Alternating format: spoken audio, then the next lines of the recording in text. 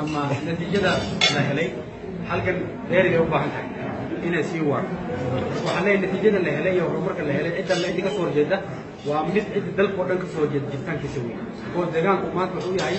shirka dalkan uu ku taagan yahay kamid yahay marka horumarka la hansiyay nabadgelyada la hansiyay iyo dhaqaalaha deegaanka ka socda cid ka soo horjeeda waa mid nabadiid ay ku salaysan tahay weyn waa mid federaal ahaan iyo deegaan ahaan si nidaam shakhsi uu maamulkiisa uu ku sii waarinaya dhibaato badan oo culusna deegaanka uu ku hayabeed cid alla cid ka soo horjeedana waa mid la caburinay ay ahayd ayadoo la adeegsanayo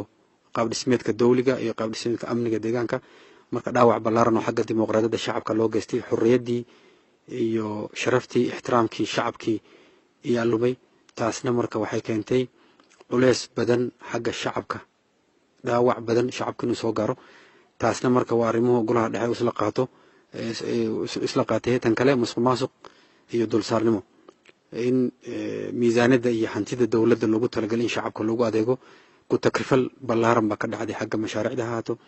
xagga iibka haato ganacsiga xortaana ma jirin oo ganacsigu dad gaar u xirxirnaa